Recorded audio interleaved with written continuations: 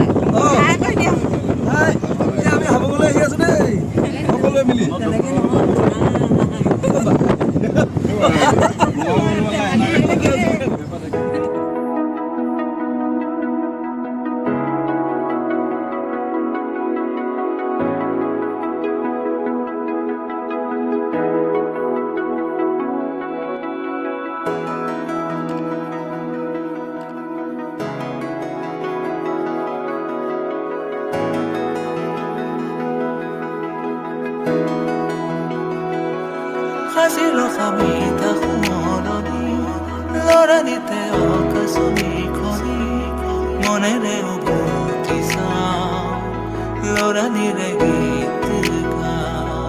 Hazilo jamita humoroni, lora dite okasumi koni, monere ubutisa, lora dire gitika.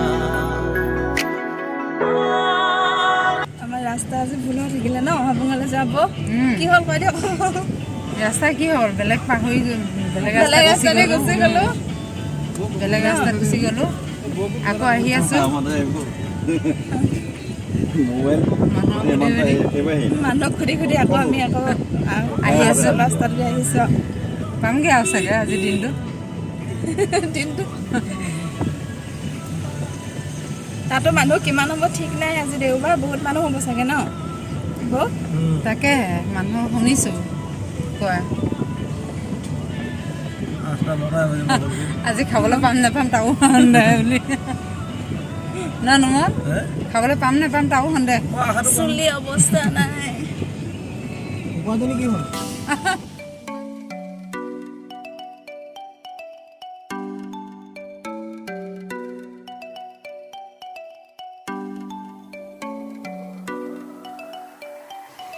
ইমান ডাঙৰ পথাৰ চাওক, বহুত দিনৰ মূৰত দেখিছোঁ, ভাল লাগিছে। চব ফালে সেউজীয়া, কেৱল এনেকুৱা পৰিৱেশ চাই এনেও ভাল লাগে।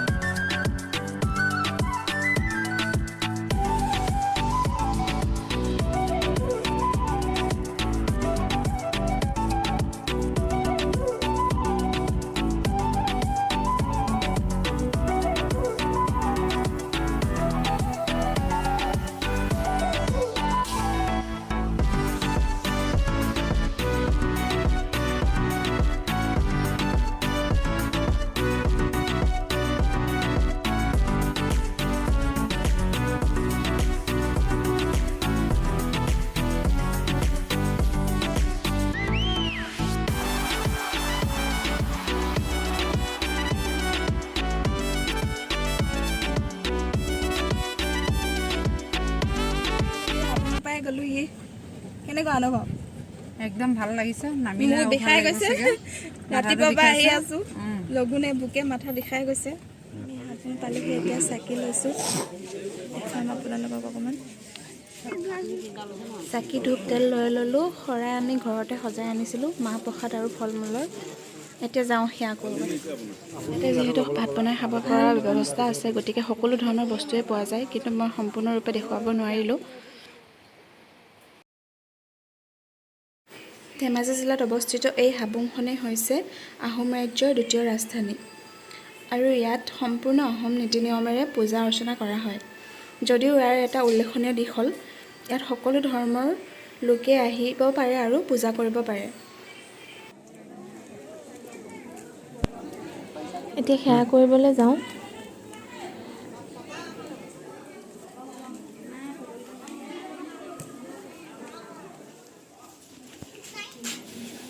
ইয়াতে ধুনীয়াকৈ চাকি আৰু ধূপ লগোৱা হয় সকলোৱে মিলি একেলগে, আৰু ইভাগে শৰাই দিয়া ঠাই বেলেগকৈ আছে য'ত পূজা পাতলো কৰা হয়।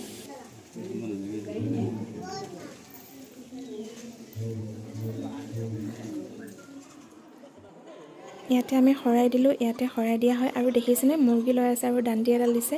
এনেকৈয়ে মানুহে মানে মুৰ্গী হওক, হাঁহ হওক, ছাগলী হওক লৈ আহে আৰু আহোম নিয়মেৰে পূজা পাতল কৰাৰ পিছত দাণ্ডি একোডালেৰে কেইবাবাৰো কোবাই মাৰিব দিয়ে আৰু মৰাৰ পিছত ঘৰলৈ নিব নাপায়। যিয়ে যি নিয়ে সেইটো তাতে বনাই মেলি এভাগ আগবঢ়াই খায়।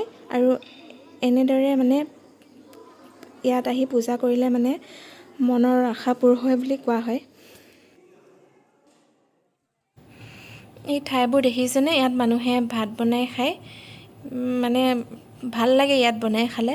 কিন্তু আমি নাপালোঁ, চৌকেৰাহী লৈ আহিছিলোঁ যদিও আমি নাপালোঁ, যিহেতু চব জেগা ফুল হৈ গৈছিলে আৰু মানুহ আজি দেওবাৰ কাৰণে বহুত হৈছিলে, গতিকে আমি বেলেগত যাবলগীয়া হ'ল। আৰু বৰষুণ জাকেও সেইখিনি সময়তে বহুত ডিষ্টাৰ্ব দিলে আমাক আজি।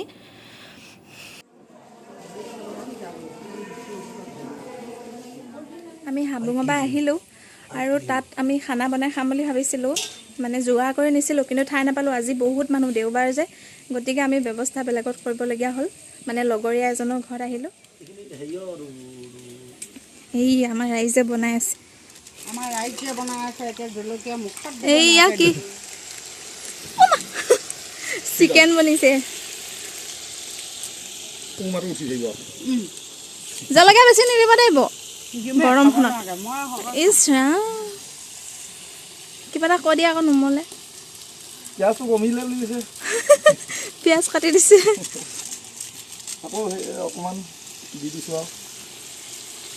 পিঁয়াজটো এনেই থাকি গৈছে, তাৰমানে বহুত সৰহ হ'ল, পিঁয়াজটো সৰহকৈ অনা হ'ল।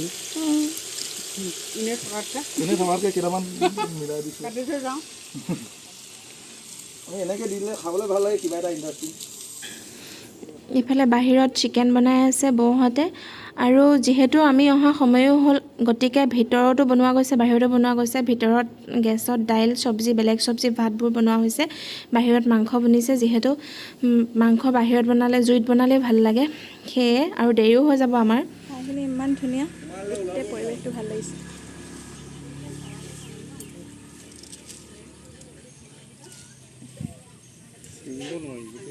দালিত দিবলৈ টেঙা ছিঙি আছোঁ।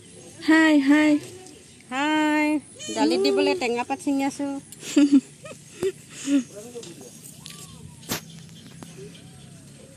সঁচাকৈ ভাল ন, চাৰিওফালে গ্ৰীণ গ্ৰীণ একদম ভাল লাগিছে ঠাইখিনি।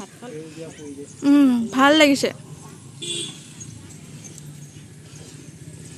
গুটিকেইটা লৈ লওক।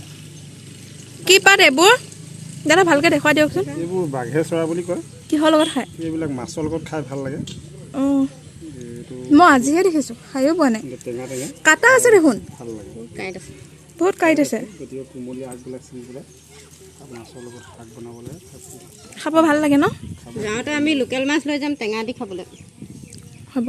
বিশেষকৈ এই শিঙি মাগুৰ মাছ বহি আছে দাদাই। মোৰ চেনেলত একোৱে খা কোৱা নাই আজি, কওকচোন। আজি আমি হাবুং চাবলৈ আহিলোঁ। কেনেকুৱা লাগিছে? সঁচাকৈ ইমান ধুনীয়া লাগিছে হাবুংখন। আমি ভবাই নাছিলোঁ ইমান ধুনীয়া হাবুংখন বুলি। আকৌ তাত আমি আজি বৰ বেছি বৰষুণ পৰিছিল। বৰষুণ পৰাৰ কাৰণে আমি খোৱা বোৱাৰ ব্যৱস্থাটো তাত কৰিব নোৱাৰিলোঁ।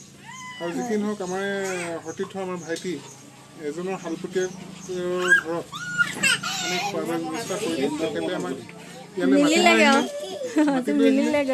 আজি আমাৰ বৌয়ে বনাই আছে, ধুনীয়াকৈ ৰান্ধি আছে।